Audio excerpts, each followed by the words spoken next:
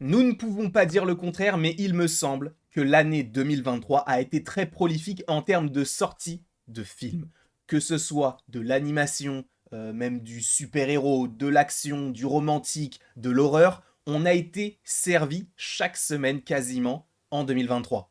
Mais est-ce que cela sera la même chose pour l'année 2024? Eh bien, a priori non. The Hollywood Reporter, qui est donc un magazine, que dis-je, un média très très populaire et très très fiable aux États-Unis, a fait un article extrêmement intéressant sur le fait qu'en 2024, notamment sur la première partie de l'année, on devrait être non pas en manque, mais plus en demande sur les sorties cinématographiques. Alors cela ne veut pas dire qu'en début d'année, on n'aura pas de film, bien au contraire, mais peut-être évidemment moins fréquemment que ce que nous avons eu durant l'année 2023, avec du Babylone, avec du Oppenheimer, du Barbie, bref. On a eu bon nombre de projets très intéressants au fur et à mesure des semaines, Gran Turismo, ou même personnellement Sodis, et j'attends énormément personnellement l'année prochaine, notamment du Vice Versa, ou encore du Moi Moche et Méchant 4. Bref, de l'animation, du live action, de l'action, on va en parler aujourd'hui dans cette vidéo avec donc un article écrit par Pamela McClintock qui écrit donc sur son gros titre On se voit en 2025, supposer que en 2024, on n'aurait pas forcément énormément de projets. Mais, encore une fois, replongeons-nous dans l'article. Les grèves historiques d'Hollywood sont terminées, donc évidemment on le reprécise, mais elles pourraient encore mettre en péril la fragile reprise post-pandémique, car le calendrier donc du cinéma de l'année prochaine a perdu de nombreux piliers. En effet, quand on parle de piliers, c'est plus les films qui étaient prévus en 2024 et qui ont été décalés. Par exemple, revenons et restons pour l'instant du côté de l'animation. Je vous rappelle qu'on aurait dû avoir en 2024 deux films Pixar et finalement on n'aura que, entre guillemets, vice-versa. Pour vous le rappeler, sachant que Helio aurait été donc décalé à 2025. Mais on va y venir, puisque ne soyez pas surpris si les principaux dirigeants de studios hollywoodiens et les propriétaires donc de cinéma ne ressentent pas l'esprit de Noël cette année. Ils se préparent à une année 2024 tumultueuse au box-office national. Ce qui est très intéressant, c'est ce paragraphe-là, puisque coup dur pour les efforts de relance post-pandémique, les recettes du box-office national 2024 devraient, c'est du conditionnel puisqu'une étude a été établie, eh bien devraient désormais être inférieures à celles de 2023. Il est vrai qu'en 2023, encore une fois, on a eu bon nombre de projets énormes, d'accord? Sachant qu'en 2022, c'était assez conséquent aussi, mais plus sur la fin de l'année, notamment avec Avatar, mais je crois qu'on va y venir un petit peu plus loin dans l'article. Donc un reversement de fortune que personne n'avait prédit. Si les projections sont exactes, le box-office national en 2024 pourrait atteindre 7,5 à 8 milliards de dollars, donc on peut se dire bah c'est cool, sauf qu'en 2023, on était plus sur 8,8, 8,9 milliards, donc on perdrait à peu près 2 milliards d'euros de recettes entre guillemets de 2023 à 2024, non pas par rapport au fait qu'il y ait des films moins bons, mais par rapport au fait qu'il y ait moins de films qui puissent possiblement atteindre de gros objectifs financiers. Selon plusieurs dirigeants donc de studios interrogés par The Hollywood Reporter, certains sont plus optimistes en pensant plus à 8,5 milliards de dollars donc pour l'année 2024. Et quel est le coupable? Un calendrier de sortie clairsemé notamment durant les 3 premiers mois de l'année, donc entre janvier et on va dire avril. Parce qu'en avril, il y a quand même pas mal de films qui devraient sortir. Pour ne citer que ces deux films, même s'il y en aura beaucoup plus, on peut citer, je crois, Godzilla et Kong the New Empire, ou encore La Planète des Singes, ou en tout cas le Royaume, donc celui qui va sortir donc l'année prochaine. Au total, le box-office mondial pourrait perdre donc 2 milliards de dollars, ou plus, à cause des films de 2024 qui ont été décalés, donc reportés à 2025. Et on parle du coup évidemment de Mission Impossible. Je vous rappelle que normalement la deuxième partie de Dead Reckoning, qui par ailleurs devrait changer son nom, eh bien est prévue supposément donc pour 2025. Donc on ne partirait pas sur une partie 2 qui devrait sortir l'année prochaine, mais plus dans à peu près 1 an et demi, 2 ans.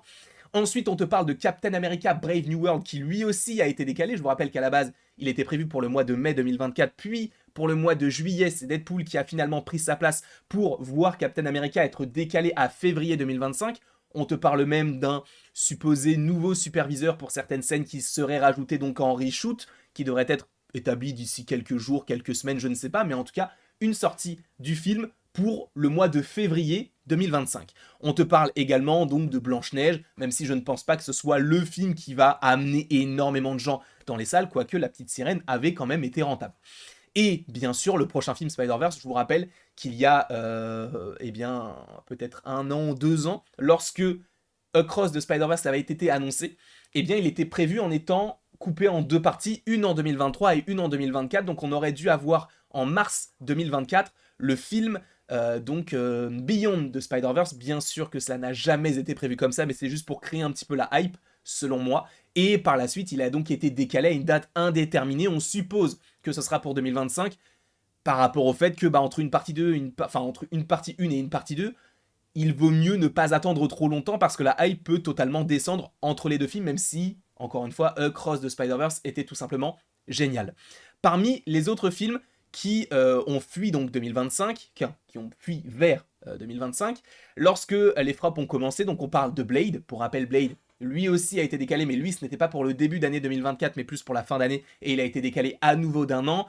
Pareil, je vous rappelle, Helio a été décalé. Les Thunderbolts également, donc qui devait sortir initialement en 2024, en décembre, qui a été décalé donc pour le mois de juillet 2025, et donc un reboot, un remake de Dirty Dancing.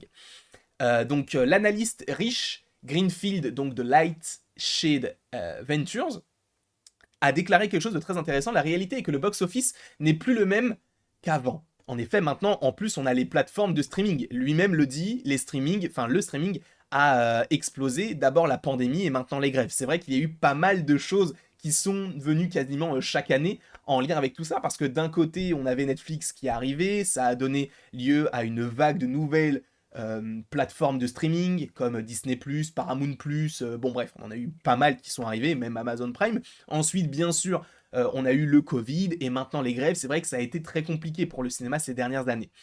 Ensuite, bon, là, on te rappelle certains chiffres qui peuvent être assez intéressants. Au 13 novembre dernier, il y avait environ 82 sorties de ce type sur le calendrier, contre 97 à 99 en 2023. Selon un des comptes de la base de données de Box Office Mojo, ce nombre devrait déjà dépasser le niveau de 2023 et non diminuer à mesure que le box-office se remet de l'ère pandémique. Donc en gros, on se dit, vu que la pandémie, Covid, tout ça, eh bien, le fait qu'on soit confiné, c'est terminé aujourd'hui, eh bien, on devrait avoir de plus en plus de films. Et visiblement, ce n'est pas forcément le cas parce que, justement, on est un petit peu plus frileux, notamment par rapport aux grèves. Bref, on a eu pas mal de choses plutôt intéressantes dans cet article, vous l'aurez en description. Et c'est hyper intéressant parce qu'ils viennent justement parler, là, les studios Marvel dirigés par Kevin Feige ont vu The Marvels s'écraser. Je vous rappelle que The Marvels est le pire résultat au box-office pour un film du MCU. Si je ne dis pas de bêtises, il a à peine atteint les 200 millions, ce qui est très très peu, parce qu'on pourrait se dire c'est incroyable 200 millions, mais il a coûté 250 à peu près, donc évidemment il n'est absolument pas rentable. Pour être rentable, il aurait dû faire à peu près, allez quoi, entre 500 et 600 millions minimum. Et là, évidemment, on en est très loin. Wish également est un énorme échec. Alors il fonctionne bien en France, mais pas du tout aux États-Unis. Et on peut se poser encore des questions sur pourquoi est-ce que ce film a été fait, pourquoi ne pas faire, et je crois que c'est Daniel RPK qui le disait sur Twitter, pourquoi en fait pour célébrer les 100 ans de Disney, pourquoi ne pas faire un film sur Mickey? Et c'est vrai qu'en y réfléchissant, c'est une solution qui aurait pu être totalement intéressante. Il y a quelques mois, il était acquis d'avance que nous atteindrions entre 9 et 9,2 milliards de dollars cette année, donc en parlant de l'année 2023.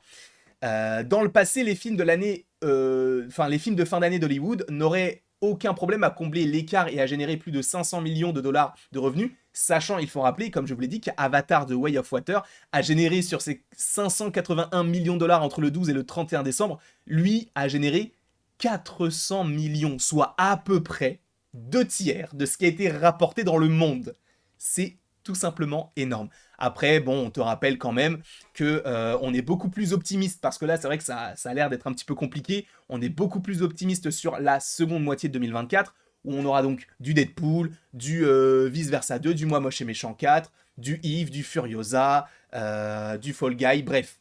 Roi Lion, Karate Kid, Sonic. On aura beaucoup de projets quand même l'année prochaine, mais pas autant qu'en 2023. Et on aurait dû en avoir encore plus en 2024. Donc en tout cas, je trouve que c'est hyper intéressant d'évoquer ça de cette manière-là, parce que c'est aussi cool de se dire, on aura moins de films, mais est-ce que le fait qu'on en ait moins peut maximiser la qualité? Je ne sais pas et on verra ça bien sûr, sachant qu'en 2025, supposément, encore une fois, ça sera supposément amené à changer, mais on devrait être sur une année un petit peu similaire à 2023 avec plein de films qui étaient donc prévus en 2024, qui ont été décalés d'un an, et des films en 2025 qui semblent rester, hein, notamment les 4 Fantastiques pour ne citer que Marvel, et pour citer DC par exemple, on a du Superman Legacy ou encore du The Batman 2 à la fin de l'année 2025. Donc bref, quoi qu'il en soit, je vous remercie grandement d'avoir regardé cette vidéo. N'hésitez surtout pas à l'aimer, à la partager, à la commenter et à vous abonner, si ce n'est pas déjà le cas. Et après tout ceci, il ne me reste plus qu'à vous dire à la prochaine, pour la prochaine.